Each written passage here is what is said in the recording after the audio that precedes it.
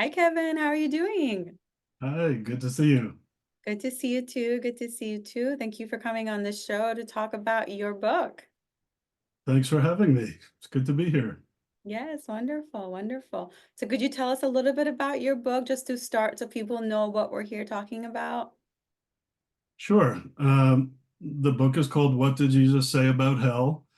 A new edition actually just came out this week, which you couldn't have known, which makes this coincidental, kismet meeting. Mm, Subtitle is A Non-Religious Look at the Facts and the Love That Shows You How to Soar in Your Spiritual Potential.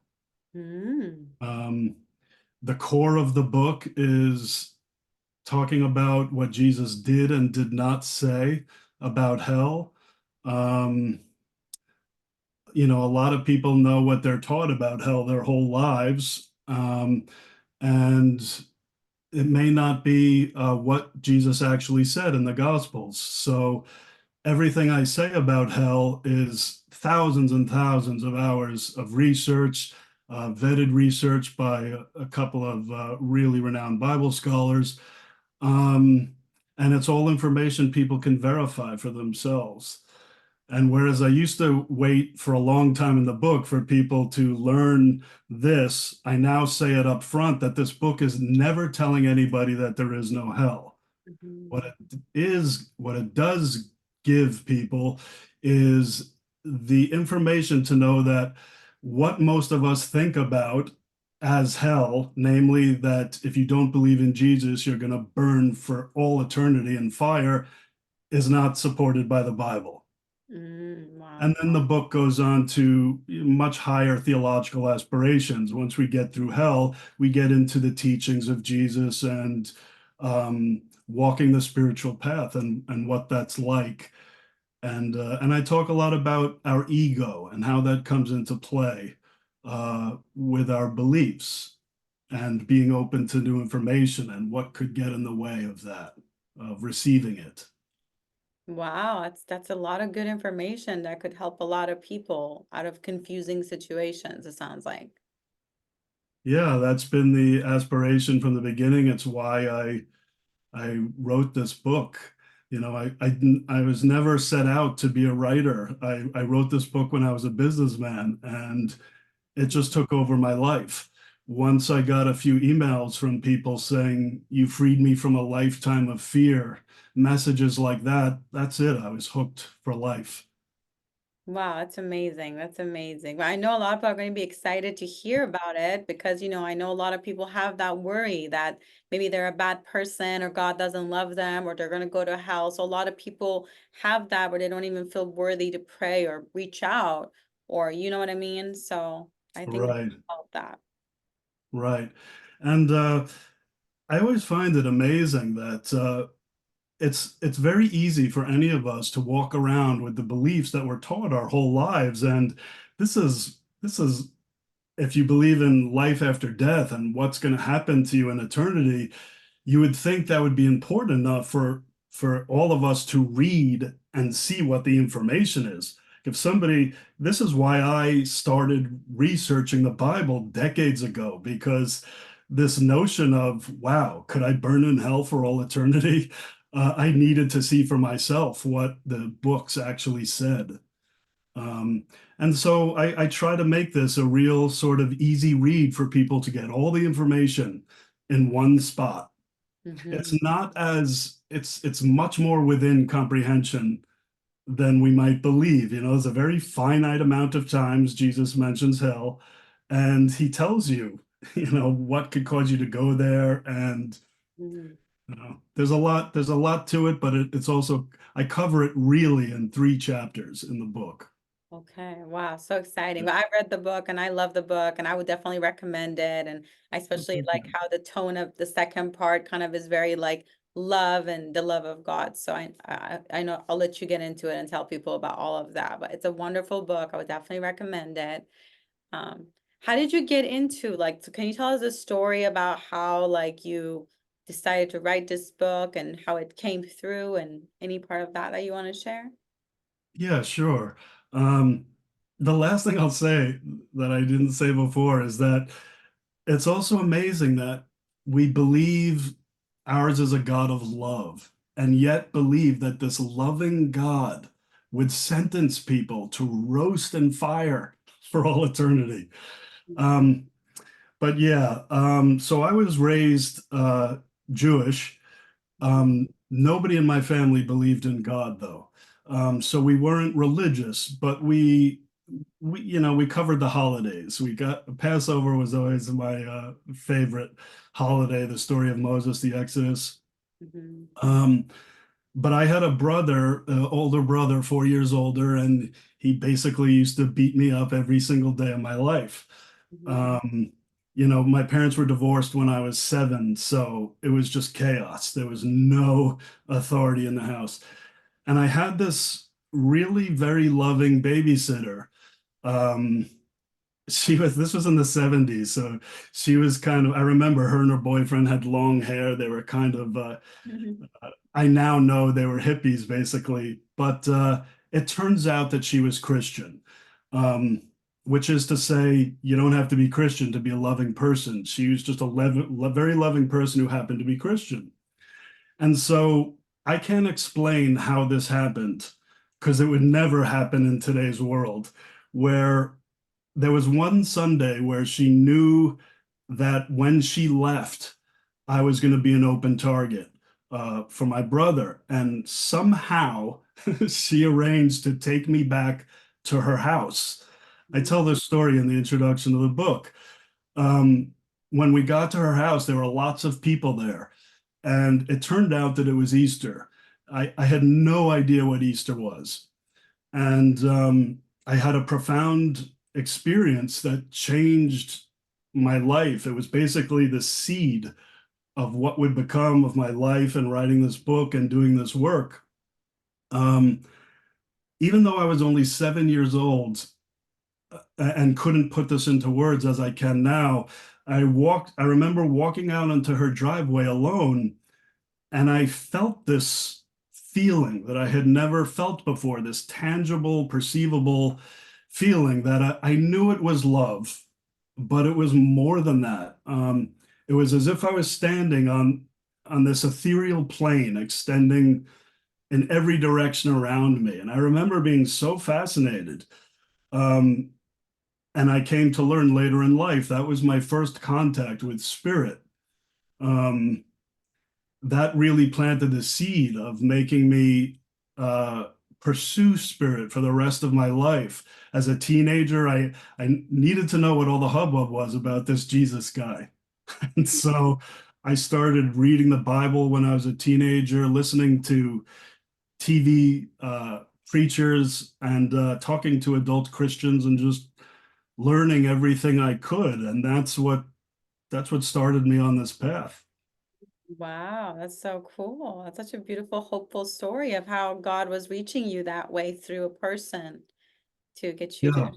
feel the love before you then become curious if this person's so loving, well, what is behind it? Oh, maybe I want to go read a book and see if it's maybe connected to that. Is that how you would kind of like that? Um, yeah, yeah. I mean, God, God, I write in my book, God is a vocabulary word. Um, Whatever that is, God, spirit, guide, this presence has been with me my whole life. And I started receiving information, and I'm not, it's almost like there's this juxtaposition where it was so obvious that this information wasn't coming from me because despite how I'm talking right now, I've always been such a skeptical person. And God, this characteristic of this information is that like when you're focused on, say, repairing a spare tire, and all of a sudden being overcome with information, it's like it's such a stark thing that I thought I was crazy for a while. It got pretty heady when I got into my late 20s. I had started a business, contracting business, and every time I would sort of step out to start pursuing this writing and this information that was coming, my life would fall apart. And I really started, and right when I got to age 29, I thought that I was clinically insane. Like, not, ha ha, you're crazy. Like, I really thought I might be insane. Here's this Jewish kid who's getting Christian theological information that I did not know. I had to do the research after the fact to verify and look into this information. Um, so I didn't intend to go down this road. I don't think I've ever discussed this, but if you want to know when the book came to be, I had a really powerful experience with a medium. There was this guy in New York, and I had a friend who used to go to psychics and mediums, and I used to make fun of him. Like, he's always trying to say, "Oh, okay, here he goes again." So one day he tells me, "There's this guy you need to go and see." He's like, "I know you've heard me say lots of things before, but this guy is the real deal." And he lets you record the sessions. So I heard my friend's session, and when I heard it, this was my best friend. I was blown away. Indisputable things this guy had said. So to get in to see this guy, you have to call on the last Tuesday of the month. It's like calling into a radio show to win a prize. You can only call between 10 and 2. So every month the guy's phone was busy, couldn't get through. October couldn't get through. November couldn't get through. December, I get through, and again, coincidence or are there no accidents? The older I get, the more I fervently believe no accidents. I get an appointment with this guy on my 30th birthday.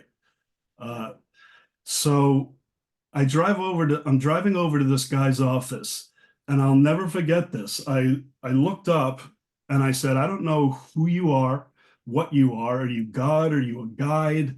Whatever this is the chance to show me you're real, because I'm done. Like, my life is in chaos. I really think that I'm crazy and I can't do this anymore." And I meant it. I was like, "I can't do this anymore." So I come into this guy's office. He's just a regular guy in jeans and a shirt, very, very no frills office. I sit down with this guy. He closes his eyes. He puts his hand on a pad, starts kind of going like this. And he says, "The first thing I'm supposed to tell you is you're not crazy." Mhm. Wow. He didn't even know my last name. And he starts telling me, you get this information. Everybody knows you as this one person, but you have this whole other life happening. And he tells me that he said, "Normally I'm communicating with people who have crossed over." And he says, "I'm getting this other sensation, like this is more of a guide. And the guide has been with you." And he's like, "The more you've been accepting of the information, the more they're giving you this information." And long story short, he said things that you could never look up on any computer. He told me what I was writing about, how I write it. He told me what my notebooks look like. Wow. Fascinating thing about that is then my grandfather, who died when I was 8, um, and just a hair of a backstory. When I started this company when I was 26, Mhm. at that time, I had something that never happened prior to then, never happened after, where I felt my grandfather's presence in the room. Can't explain it. I just did. He was the patriarch of the family. He was a successful businessman. And so this guy says, "Okay, your mother's father is coming through." And he was a very pragmatic man who wouldn't believe in any of this when he was alive. And he wants to tell you that you felt him around you when you were starting your business, and he wants you to know that was him. It's like, I walked into that office a skeptic. I left his office a different human being. Just knowing that I wasn't crazy was life changing for me.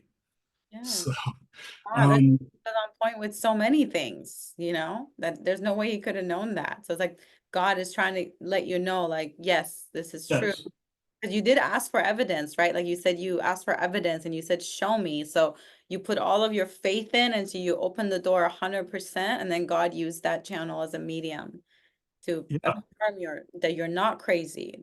They make all spiritual people in our world feel like they're crazy, but they're not. yes, and I didn't even remember the thing about my grandfather, much less how he could know that. Mhm. Another funny thing is my grandfather said he understands all this spiritual stuff is happening, but he wants to tell you, you got to keep your feet on the ground. You have to put gas in the car and pay your bills. And I kind of suffered a lot because I was so elated from the spiritual validation that I didn't listen to him. And so that was interesting too. Wow, I So, bet. Yeah, I mean, that's normal. You become super spiritual. You just want to focus on those good feelings. You're like the yeah. earthly life kind of doesn't have the same feeling sometimes when you have those peak experiences. Okay, cool. So he told you that, and then what happened with the book? So was it like then you started believing the things you were coming through, and you started to think you should organize them after that, or? Um, there was no thought of organization at first. I was just always writing these things down. But then there was one, and by the way, as it was said at that reading, the more I then accepted what was going on, the more started coming. But then there was this one day where, um, so it's like I've always sort of received the information, but the intensities have been, there was this one day in the car that was, I had an experience that was like no other. I was, um, I was a lobster, of all things. I was a lobster importer exporter. I had a lobster company shipping lobster around the world, and I had a supplier in Canada who was it was a 9 hour drive. Um, so I'm driving home from Canada. It was about 5 hours into the 9 hour drive. I'm listening to the radio, um, and it's like all of a sudden this imperial voice just said, "Stop the music." I stopped the music, open up a journal on my lap, and just this information was coming so powerfully. Like I could barely keep up with it on a page. There were certain messages, like 4 words would take up a whole page. And it was all this, again, Christian theological information that I had no idea. And that's always been a characteristic with this for me, that it's like there's no thought of, could this be my imagination? Because I didn't know the Gospels in any great detail. And this voice was addressing our understanding and perception of what's written in the Gospels, and like vehemently stating, like sometimes there would be this, what's being taught and done in God's name was being addressed in a very serious manner. Other times there was like the deepest sense of humor to it. Other times I found other times just so loving, so loving. And I came to realize over time that there's no disparity among these things. These are all characteristics of what we call God. But anyway, long story short, that became sort of the pillars of the concepts in my book. Mm. When that was done, and by the way, I pulled over to a rest area because this just wasn't stopping, and 6 hours passed before my hand started hurting so much I couldn't write anymore, and that's when I continued home. And once again, it took me many, many, many years jumping through rings of fire to have the confidence to do anything with this. Like, even though I knew I wasn't crazy, I still, it's like, this is too much. The thought of saying these things or writing them was so frightening to me. So that went in my closet for a decade. Wow. And always the writing was calling to me Mm. to produce something, to produce writing with it. And but every time I would say, who do you think you are to address these things? Like, why is anybody going to listen to you? What qualifications do you have to be speaking about these things? And what happened was, when I made the decision I was going to completely go insane if I didn't produce this book, the moment I made that decision, um, I hope I'm not talking about myself too much. I really never, Helpful for people to know how you arrived at the decision, that threshold. Yeah. I've never really I've so much talked about the Bible and theology and what's Bible scholarship, but not so much this side of things. Um, so it was really fascinating. When I decided I must write this book, I went to my closet. There was a stack of writing practically up to my neck from the floor.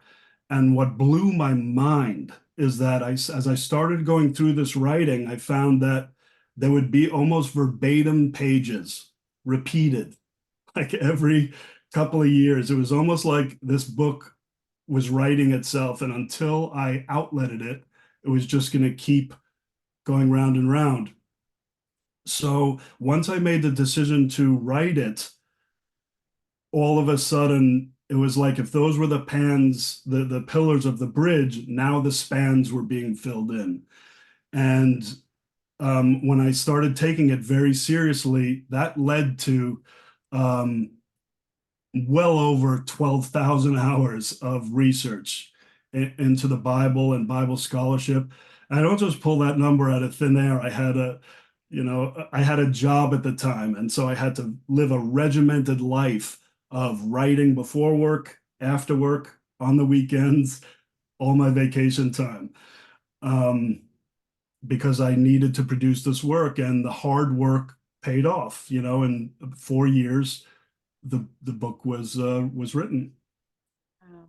So, and the most valuable to me was when I went to a couple of Bible scholars, and to find out that my research was vetted, a few things helped and tweaked, and that gave me a lot more confidence.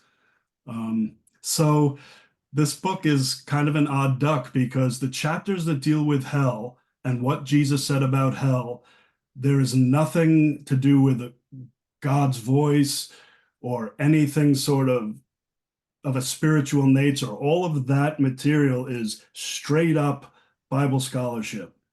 Mm. What Jesus said, what he meant, what he drew from in the Old Testament that tells us the meaning. And there is so much more evidence there than most people are generally aware, based on my experience and based on researching this for a long time.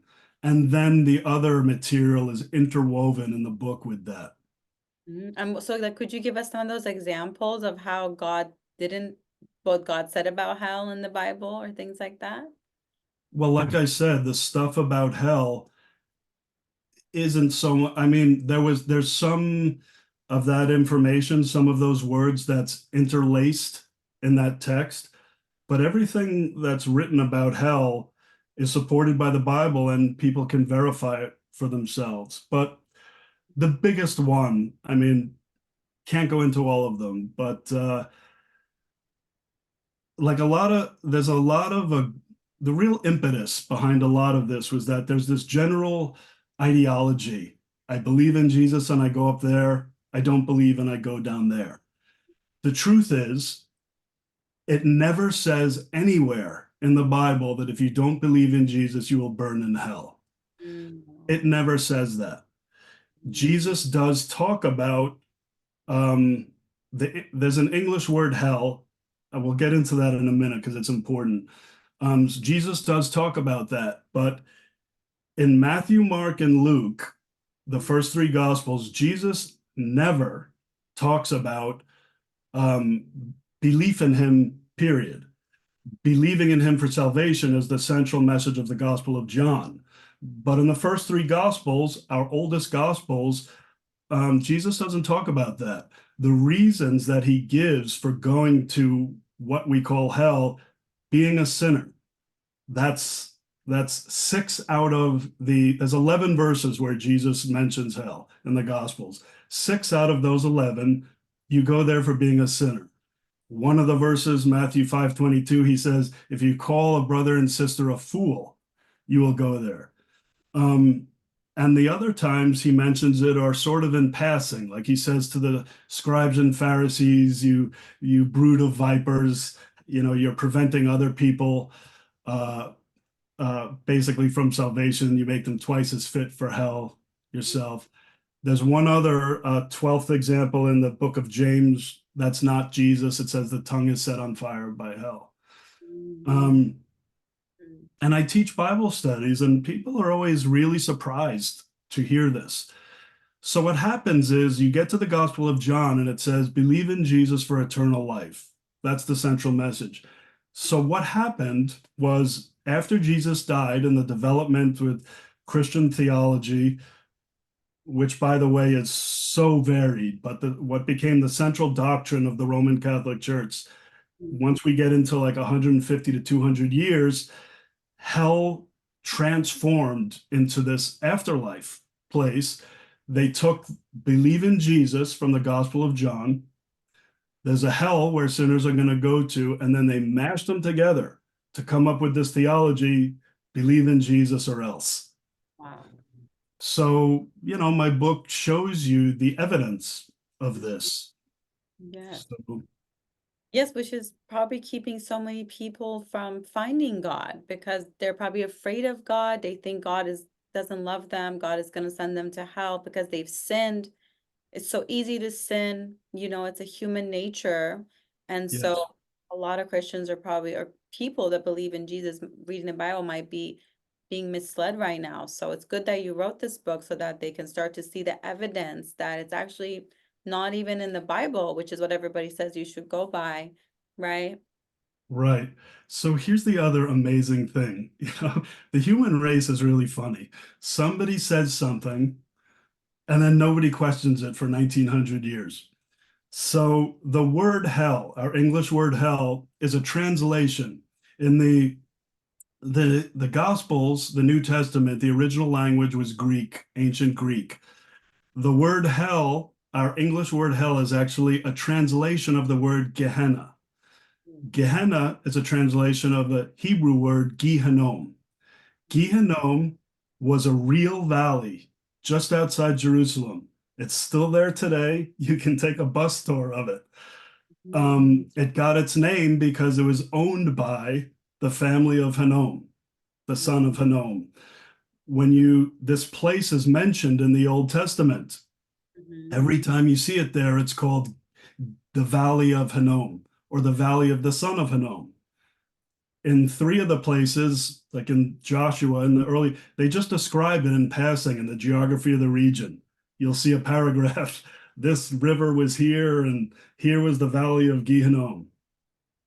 What happens is, as you move into, say, the book of Jeremiah, Second Kings, um, Gehenna becomes a place where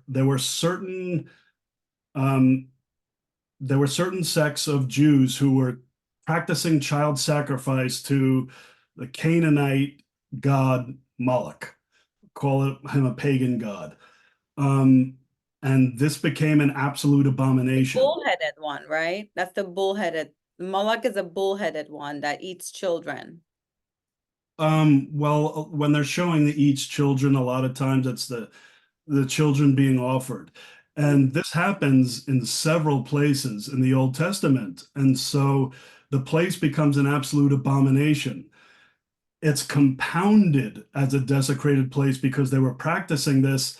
The site of the great temple, the most holiest site in Jerusalem, still is to this day, the Temple Mount.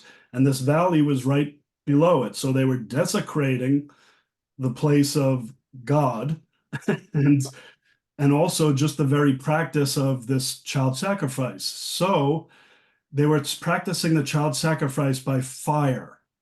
And so what started off as a very real fire moves into the Gospels and becomes this real fire. Or I should say, it doesn't do that in the Gospels. That's how it was interpreted later. Jesus, he talks about hell, Gehenna, um, and he talks about, if you're a sinner, you could be thrown into the fire of Gehinnom. Now, this fire, it's hard to imagine that Jesus was talking about this literal hell that people think about, because he also says people, the sinners or the unrighteous or evildoers, will be thrown into a furnace of fire. And other times he says they're going to be thrown into the outer darkness. Mhm. Now, how can you be thrown into a fire and also into darkness? Mhm. These things are metaphors. Mm. So, Jesus is communicating these spiritual messages. I mean, this is of course my opinion, but it's when you look at all the evidence, how do you reconcile all these things? Mhm. Um, it's important to say, and I'll say it as fast as I can, that Jesus preached an apocalyptic ministry, meaning in the earliest Gospels, Mark and Matthew, some in Luke, he's teaching about a time when the end of the world is coming. All of humanity is going to be judged. This time was going to come soon. Uh, he says 6 times in the Gospels. It's 2 verses that are paralleled.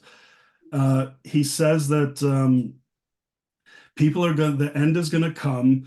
The Son of Man is going to come, who the Gospels are saying is Jesus, and all of humanity will be judged. At that time, the evildoers will be thrown into Gehenna or the furnace of fire, while the righteous are going to inherit a very real kingdom of heaven on earth. There was no afterlife heaven up there, hell down there in the first 3 Gospels. It was all happening on the earth at the end of time. The other thing that's amazing is that Jesus never says anywhere that people are going to suffer for all eternity. We just made that up. He says they're going to be destroyed in the fire. Like it actually says the word destroyed, Wow. that sinners will be thrown into the fire and destroyed. Destroyed means like doesn't mean they're gonna be eternally going through something because once something is destroyed, then it's destroyed. Right. What happens is this also comes as a surprise to a lot of people too when I teach Bible studies that Jesus only mentions an afterlife heaven twice. That's Mhm. not to take away any as powerful as those verses are, because he does say that. It happens once at the end of the Gospel of Luke. When he's being crucified, there's 2 thieves around him. One of them mocks Jesus, and the other thief says, "Don't mock him. He hasn't done anything." And then, sort of acknowledging who Jesus is, he says, "Please remember me when you enter your kingdom." And Jesus says, "Truly I tell you, today you will be with me in paradise." That's all he says, though. No description. When you get to John in the beginning of chapter 14, he says, the very famous, "In my Father's house are many rooms. I go to prepare a place for you." Um, and so he tells them that they're going to uh, go to heaven. His followers are going to go to heaven. What he never says, even once in the entire Gospel of John, that there's an afterlife hell. In fact, the word Gehenna, hell, does not appear a single time in the Gospel of John. It's just this assumption that was made. Well, if you don't go to heaven, where do you go? You Mhm. go down to hell. And even in the Gospel of John, Jesus says, evildoers will rise to be condemned. Mhm. Um, but that's a whole other conversation. The theology of John is complicated. But the most important point, Ponte, is that these beliefs we walk around with, it's just, some of them are not supported by what it says, and that these are not my ideas or opinions. This is what it says in the Gospels, what Jesus actually said. Yeah, yeah, and it's so important you're talking about this because there's such a division amongst humanity because of these kinds of words right now, right? Like so there's a division amongst the different religions and people, and Yes, everybody's kind of condemning different things, and hopefully these truths coming out can allow humanity to unite again. I know a lot of families that don't talk because of their difference in religion. It's very common. I yes. don't think people talk about it publicly, but I have plenty of clients that they don't talk to their kids or their kids don't talk to them because of their religion differences. So these truths and kind of like not just believing what we've been told, but actually doing our own research, like what has God really said, whether it's in the Bible and the other religious texts, what are the truths so that we can actually, come into the harmony that God promises in all of this spiritual texts. Yeah, and Jesus is preaching a message of love. Mhm. His main message, love one another. There's a point in the Gospels where a scribe asked Jesus, which are the 2 greatest commandments? And Jesus says, love God, love one another. It's like, if we just did that, if we just loved one another in our hearts and in the world, we'd have peace on earth. It wasn't so complicated. And it's always mind-boggling to me, and it's driven me crazy since I was a kid, and why I ended up writing that these things of you're going to burn in fire for all eternity. It's like, and we don't ask these simple questions like, why would God bother to do that? He's never going to see you again, but he has this sort of malice and vindictive nature that he's going to make you burn forever for anything you did in one lifetime. And the other thing is, it's like, why should we have to comb the Gospels to figure out this concept of hell? Like, surely if it's as we all believe, Jesus would have just said point blank, like, if you don't believe in me, you're going to burn in eternal fire when you die. I, it's so funny for me. I think one of the greatest miracles of humanity is that those kinds of statements didn't end up in the Gospels. Just imagine if that had been written there. Like, believe in me. Everyone who doesn't believe in me is going to burn for all eternity. I think that's a miracle that even though it can be hard for us to figure out and what Jesus is saying and talking about, what a miracle that something so destructive like that didn't get in there.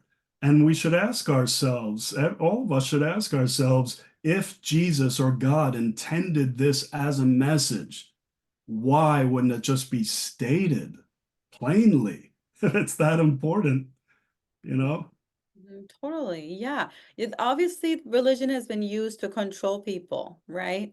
So that's why they're using different wording to kind of get people to believe what would feed the fear energies on the world.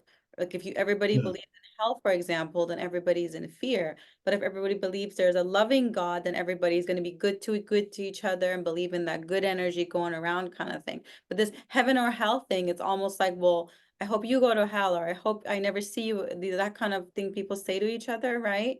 But that doesn't right. exist. That it's all inside of us. It's internally, right? Like we were talking about earlier, how you can be in one place and be super happy, or you can be super sad. Same place, but it's an internal state of being. Heaven. Right. And if you think that everyone who doesn't believe as I believe is going to burn in hell. So what you are saying in that belief is that 2/3 of the planet Earth is going to burn in fire because they don't believe how you believe. Um, and it totally conflicts. Jesus said, do not judge others, do not condemn others. What is more judging and condemning than saying, all of you are going to burn in hell? I was once teaching a Bible study, and things are never really black and white. Sometimes, like when you say religion, it could be so controlling. Like a lot of times it's just a matter of ego, not necessarily this. But anyway, so I teach this group. They're such loving people. And I one day before I'm getting ready to speak, preparing my papers, and I see over here this group of women, three women, and they're talking about the Middle East. And one of the women was like, "Oh, these Muslims, blah, blah, blah, blah, blah, blah." And so I was just so struck by that. And so it kind of, I almost improvised the whole talk. I started out my talk by saying, Jesus said, love your enemies. If you are condemning Muslims, for example, that's 1/3 of the planet Earth that Mhm. you are making this blanket statement. It's not like this lady she's not, she's not evil, but she doesn't realize what she's doing. Number one, it's like you cannot make a blanket statement of 2 point something billion people. There's radicals in all the religions. There's the fundamentalists in Christianity, Islam, and Judaism. Um, you know, they get a little perturbed when I say I know when you see like radical violent jihadism, it's like that doesn't speak for the whole Muslim community. And then I'll say like, Christianity, it's really 800, 1,000 years ahead of Islam because more blood was shed in Christ's name. People used to be put on a rack and tortured to death. It's like, how in the world did any nation or any creed come to be that said, believe in the eternal loving light of the only Son or we'll kill you? It's like, It just doesn't make any logical sense. Like, yet, as you said, it's happened so much with the Crusades, and they are always trying to take yes, one religion to make the inquisitions, fall. It's always like, oh, it's the Christians this time, it's the Catholics, it's the Jewish people this time, it's the Muslims. It's always like if you're like in elementary school and like there's one kid that's making all the other kids fight. That's kind of how I look at the world. I'm like, but somebody's trying to get all these kids to fight, but who's the real evil person and evil beings? It's all going to come to light in the next few years, is what I believe. And that's why I think you're here, as one of the leaders sharing about this topic. And as all the leaders step forward, then the truth will come out, and the true things that God wants his children to have will come out, because God does care about humanity and he is involved. And so that's why he inspired you to write that book. That's why he had you go to that person through your friend, right? yeah, I speculate that the best kept secret, and it's a tragic kept secret, is that we hear all of the sort of the radicals, the most power hungry, the most fanatical, the loudest, the most violent. Those are the voices we hear. And we fall into this delusion that that represents the planet Earth. I think this is only my own personal theory, but I think wherever you go, whether it's a country in the Middle East, whether it's here in the United States, wherever you go, I think the majority of people are good, Hmm. and you just don't hear about them. Hmm. They're not projecting their voices, and I think in the big picture, when we can tap into this, it's sort of like a spiritual democracy. That when we realize that we don't want to be led by these people anymore, I just I hope we can get there without learning the hardest way, where we have some cataclysmic event that causes us to wake up. I hope, humans, myself included, tend to learn things the hard way, the hardest way. Hmm. So hopefully it doesn't take that. But, I think that I feel like love one another first, learn how to live in peace, and then we can argue about who has it right about God. Until then, we have no business Yeah, just fighting about harmony that. amongst humans, communication skills, and just being loving to each other and just caring. And, like you Yes, said, like when you travel in the world, you never see that. Everybody tells me they go to Middle East, Europe, Africa, South America. They tell me beautiful things. They rarely tell me about radical things that happen. Obviously, there is dark things happening in the world. There's a lot of wars happening right now, and we have compassion for all of that. But as far as the majority of humanity, they're inherently good people. They're just confused or lost, just trying to like get food on the table, take care of their kids, and just get through right. all the challenges of being on Earth. So Earth has sort of been like hellish, you could say, because of humanity kind of being almost like slaves, like the Matrix. Everybody talks about the Matrix, like humans are just part of this Matrix system. And Yes, different religions have been embedded into the Matrix. It's kind of like which one? But all the religions have higher teachings, which is always about sovereignty and a relationship with the divine instead of going to something in between, right? yes. It's funny that you mentioned that because it's so easy to mock, but in my opinion, The Matrix, there's some of the most profound spiritual truth embedded in that movie. And I don't even know if it was intended necessarily, but this whole business of people waking up, um, pulling themselves out of indoctrination and learning the truth. It's hard. I mean, I still have a hard time and wrestle with finding my own confidence and continuing to be brave and speak. It's scary, when you're speaking about people's most sacred beliefs. It can be a very scary thing, but it's always the love. It's always the person who is helped and freed by fear. Oh, it seems like in my darkest hours, when I'm ever having the most self-doubt, that will be the moment I get an email out of nowhere. Like, I read your book 2 years ago and this has happened and thank you. And I'm just sort of, relifted for the next 6 to 8 months. It makes it all worth it again. Like, okay, maybe it's a little bit fearful to put myself out there, but look, it's actually helping people and you're following your spiritual calling. And then God reassures you that no, even though you feel like you're in the dark, all the little fireflies are seeing that lighthouse, so to speak. And their book is like a Yeah. lighthouse. And God is good at that. It's like getting us out of this. I call it the spiritual doubt. And I always say, like, if there is a devil, the darkness, the best thing he does is he puts doubts in all the light workers. Doubt is his favorite. I say he sprinkles it like salt because all the light workers want to do well. They're perfectionists. They care about their work. And people that are perfectionists, doubt is the thing that's almost like a little bit of a termite because they already Yeah. doubt themselves because they want to be good at something. So, but yeah, just delete that because that's definitely a programming. And obviously, your book is helping people. And you said you're teaching, you're doing Bible studies now. And you said you're going to do something online as well, like weekly lives, you were saying earlier.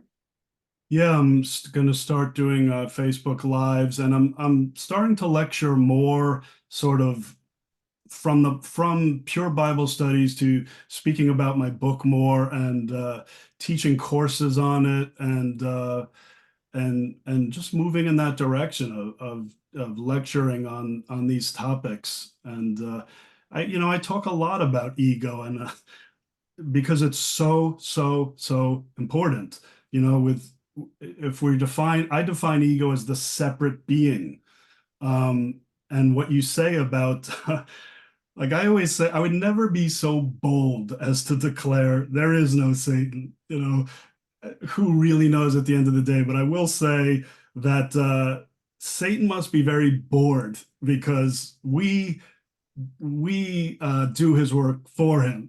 The self-doubt that our ego gives us is so powerful. So yeah, I teach a lot about that because I think it's almost a gateway. It's almost like a prerequisite course to move into spiritual understanding. It's like you have to learn sometimes who you're not before we can find out who we really are. And it's really hard in this world. This world, like you say, if you pursue a godly path, this world is not friendly for you necessarily.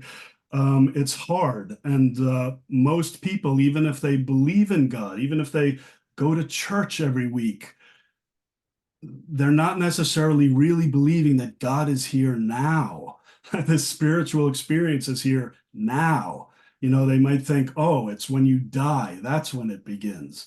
And so I think that's the greatest challenge for all of us to and the doubt that comes in because everybody's, my friends and family, like I was practically outcast. It's so ironic because most people, when they leave a faith, they're treated like that. And people in my own family, like they don't know what to make of me. And they think I'm, touched in a A bad lot way. a lot of the chosen ones and the 144,000, they call them the black sheep, right? Because they're the Mm. ones that kind of had to clear the family karma and then they have to do their path. And that hasn't been done in generations. A lot of people have just been going down sort of like this order. But then the chosen ones, the 144,000, the warriors of God, which the number is a lot more, I keep mentioning. Yeah, a lot of times their family, their friends think they're crazy because they've suddenly, done this. But I feel Yeah. like what isn't there like a line in the Bible which is like if you gain the whole world but lose yourself, it's not worth it, something like that. And I feel like that's Yes. was for me. Like I feel like going down my spiritual path, I lost so many people that thought I had lost my mind. But God is my best friend, I always say. So even though I was all alone, I was best friend with the creator of the universe. So he would send angels and people to help me at different times. And I think you've had probably the same thing, right? That even if your family maybe wasn't there, you probably have a spiritual family and other people that really get you, kind of like a spiritual Yes. around you, right? Yeah, it's almost like that energy knows your trials and tribulations. And again, I think the greatest irony is that Jesus was teaching people to find the kingdom of God. And it's like, if you think that Jesus was like a different species in terms of the unique and only Son, you're rendering yourself limited. Whereas Jesus was teaching the opposite, your unlimited potential. He says in John 14:12, these things that I do, greater things shall you do. And people think like, he was just being a nice guy. He was the Messiah. It's like, it's truth. And I think that we can all get stuck in thinking that it's not our place on earth to find God. Um, that was only for Jesus. And so much of Jesus's ministry in the Gospels is teaching people about that. That's what the whole latter half of my book gets into. It's, there's something really sad about it. It's like, it's not to take away anything from Jesus or who Jesus was. It doesn't take away from his divinity at all. But it's like, it's this light teaching people you are the light of the world. You are a child of God. But we're like, he's just saying that to be a nice guy.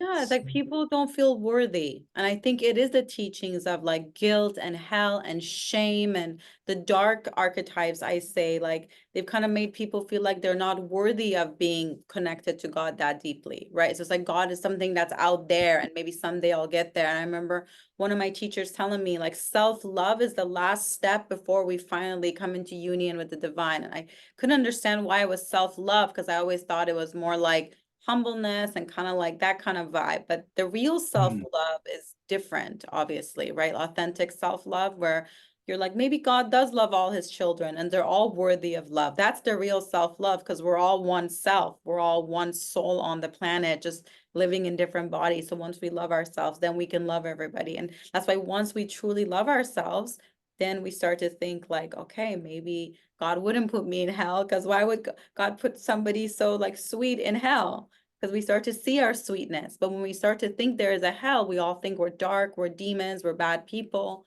Obviously, everybody has a shadow, right? That's our traumas that we all have our shadow, but God never says like, I want you guys to be perfect, to be loved, right? Like in any of his books. I've never seen that. Yeah, yeah. It's interesting. Like I said, I would never, it doesn't say in my book anywhere there is no hell. I think that, first of all, when it comes to the other side, I do a lot of research for my next book in near-death experiences. And I think that there's an experience which the closest thing to we could put a vocabulary word for hell is it seems like the more removed people were from the light in life, and like if you harmed people, there's a lot of common stories about people who have harmed others have to live, they on the other side they experience the pain and the harm they cause others in this life review. Um, Whether or not this is valid or legit, who's to say? But there's thousands of documented similarities in different cultures and around the world. And so it seems to me like there could be a type of suffering. However, I think this business of it being for all eternity, that's our own fear. It seems to be that even there, you would I don't have any other vocabulary. I don't mean this religiously, but it's like call on the name of the Lord. Like once that person might say, please help me, or anything to that effect, humbling themselves, that the light is always there. Mm. That so much of this is created from our mind, our psyche. So I think that's something, I think also it's my personal belief that that's what Jesus was teaching when he was telling people to repent and to love others, and how you treat others is going to factor into your judgment. I think judgment is a very taboo word. It seems to me, at least from all the research I've done about these experiences, that it's more a simple resultant. You are your own judge. Uh, you execute the judgment. It's all you. All there is, there's a light, and it's just you with you. So what we call judgment can really just be the outcome. And so in that respect, I think it is important how we live. I just don't think the fear factor of, if I have to believe this dogma, I have to believe in the virgin birth, believe Jesus walked on water, all these things that qualify for me is a very dogmatic approach to something that I think is grander than that. Yeah, absolutely. I envision that like the new kingdom, the new earth, everybody, we're gonna let children be free, and like we might tell them stories about God, but just let them kind of like decide, that kind of freedom to find God versus like since they're kids, and some people say kids need that spiritual structure from the beginning, but it has to be the real structure, and yeah, I don't think like the old 3D models of the religions is going to survive in the next 10 years. I don't think. And what do you think? What do you feel? The next 10 I years. think it's really up for grabs. I think it's up to us. Like, even in terms of when you were saying chosen people, I think there's an author, Neil Donald Walsh, who wrote Conversations with God, who said, you choose yourself. I choose me. I think this is the meaning of many are called, but few are chosen. Except my clarity on that would be you're chosen by choosing yourself.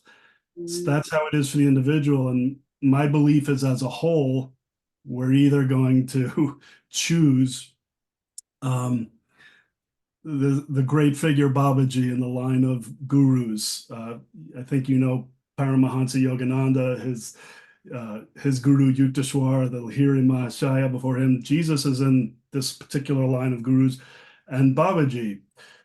About 200 years AD, there's a great statement Babaji made, and I think Jesus spoke like this too. He says there's going to be a great fire. The fire is inevitable. It's either going to be the fire of our destruction or the fire of our enlightenment. That's my belief. And it scares the crap out of me, because I do believe, I mean, it's why I'm driven to do whatever I can in my little niche, that people are called to the front, so to speak. The world needs, soldiers, generals, workers of light who are standing up for love, standing up for, we don't want to live in a world of violence and separation. And it's scary because we are so far from that line of transformation. But I think as much as the darkness rises is as much as the light rises. Yeah. It's like a real archetype good versus evil going on. It's That is really always been happening going right on. now. I feel it. Like every night I can feel like there's a battle, even the clouds when I look in the sky, are like very like wow, like signs and wonders, right? But angels are a lot bigger than demons. I always like to tell people, like if angels are this big, demons are this big. So angels are always bigger. Now I know people say some angels turned into demons, but then I say like when they turn off their light, so they lost a lot of their power, because the light is where the power is, and angels have a high light quotient. We can actually measure it like in physics research, like they can measure the photons when they call in an angel in the room, but that's another topic. So what would Yes, you say? What would you not say? my area. Yeah, not your, but still you're talking about angels, So Mm. what would be your message for like the light workers that are like maybe want to step forward, but they're just like 5% away from the ledge, like, but they have a book they want to write, or they have a class they want to teach, or they want to switch from their 3D world to their new spiritual path. Like, To what would, stay true to the light, to stay true to the impulse within, and to trust it. mm, Um, the more you trust, the more it. I'm not sure where this saying comes from. It might come from Islam, that if you take one step towards God, he takes two steps back. It's always been my experience that as I pursue and trust this feeling and this intention of love. It's like as hard as things get to a boiling point, all of a sudden, then the next wave of Mm, validation comes. And I think, this is why faith is so important. I think that if you believe in quote unquote God, if you believe in spirit, if you really have that faith and pursue it, you will be shown, whether it's a wink of coincidence, a feeling of well being, somehow, if you keep pursuing it. And I think if you don't believe, you will get more evidence that there is nothing. And that's why you can develop faith as mighty as a mountain or a lack of faith as mighty as a mountain. So I would just tell people to believe in the love and trust their hearts, you know? I love that. I love that. Because, yeah, then they just can follow those guidances and just take one step at a time. And then suddenly that class is made or they're in their new career path or whatever. Was it hard for you? Like, because you were in a very 3D business world and then now a spiritual world. How was that transition hard for you? Or how was it hard for you? Or how was it good for you? It, it was the hardest thing in the world. The hardest thing I ever did was declaring I was going to go down this path. But I don't regret it even 1%. I mean, it almost scares me that if I had been more successful, Mm. I like if this had happened or that had happened, I might not have ever gotten onto this path. At one point, I was going to open up a restaurant in Disney Shanghai and move to China. It's like, thank God that didn't happen. Thank God for unexpected, unanswered prayers, right? That song, thank God for unanswered. Sometimes we pray for something and then when it doesn't happen, it ends up being such a good thing for our path, right? Yeah, and it's just ended up being so incredibly rewarding. It feels I can't tell you like one email saying you freed me from a lifetime of fear was worth any business success I ever had. It's like instead of serving a lobster on someone's plate, it's like doing real good work and you Yeah. know, helping people. So, and George Harrison, he's in the Beatles for anyone who didn't know. He said, life flows on within you and without you. If I wasn't doing this, it's not like the world wouldn't still turn. But making this choice, it's really something I can believe in, and it gets me through the hardest times.